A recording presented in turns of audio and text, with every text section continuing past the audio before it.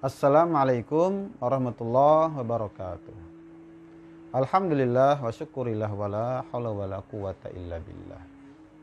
Saudara-saudara yang dirahmati Allah Subhanahu wa taala, pada pagi hari menjelang siang ini kita sama-sama tentu tetap mensyukuri akan nikmat Allah Subhanahu wa taala.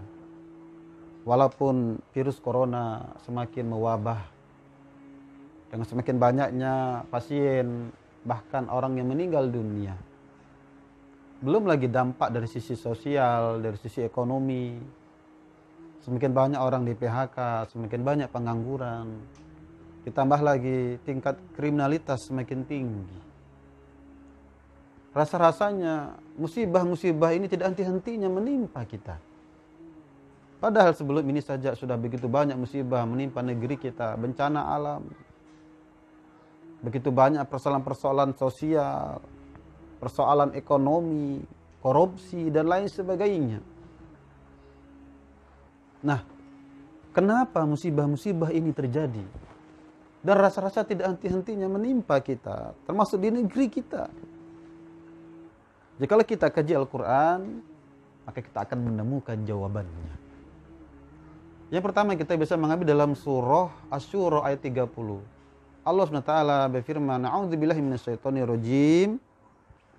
Wa ma asabakum min musibatin fabima kasabat aydikum wa ya'fu an katsir." Maka tidak ada musibah yang menimpa kalian, tidak lain itu kalian disebabkan oleh perbuatan kalian sendiri, dan Allah memaafkan banyak kesalahan kalian. Bahkan dalam surah Ar-Rum ayat 41 Allah Ta'ala semakin tajam menstressing tentang hal ini. Sebagaimana firman yang berbunyi, "A'udzubillahi minasyaitonirrajim. Zaharul fasadu fil barri wal bahri bima kasabat aydin nas liyudhiqahum ba'dalladzi 'amilu la'allahum yarji'un." Telah nampak kerusakan di daratan, di lautan, disebabkan oleh perbuatan tangan-tangan manusia. Maka Allah menimpakan sebahagian azabnya agar mereka kembali kepada jalan yang benar, kembali kepada Allah Subhanahu wa taala. Telah kita menyadari bahwasanya musibah-musibah termasuk terjadinya mewabahnya virus corona menimpa termasuk negeri kita. Ini merupakan musibah ataupun ujian dari Allah SWT untuk melihat kita agar kita kembali menyadari kesalahan dan dosa-dosa kita. Agar kita menyadari apa yang telah kita lakukan selama dalam hidup kita. Berapa banyak kita melakukan kebaikan, berapa banyak kita melakukan kejahatan, keburukan. Jangan-jangan lebih banyak kejelekan atau keburukan yang kita lakukan.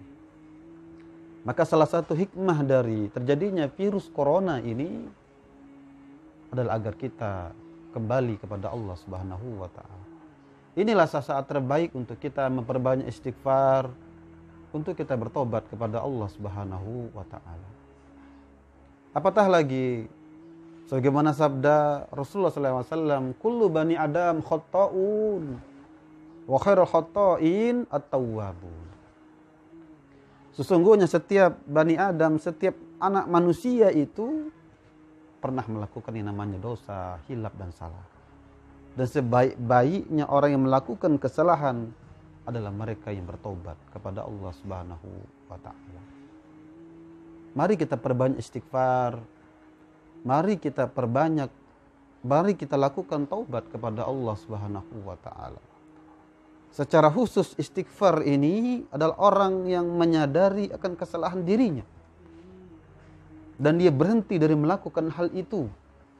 Dan dia mengganti perbuatan buruknya, perbuatan dosanya dengan perbuatan yang baik. Dan ternyata besarnya keutamaan istighfar ini bahkan bisa menghilangkan kesulitan, menghilangkan musibah itu. Kita cukup mengambil satu hadis dari Rasulullah SAW. Ada hadis diriwayatkan oleh Ibnu Abbas bahwasanya qala Rasulullah SAW, bahwasanya disebutkan man aksara minal istighfar ja'alallahu lahu min kulli hammin farajan wa min kulli dikin makhrajan wa razaqahu min haitsu la yahtasib. Bahwasanya barang siapa yang memperbanyak istighfar, barang siapa yang banyak beristighfar pada Allah Subhanahu wa taala, maka Allah akan jadikan wa min kullin hammin farajan.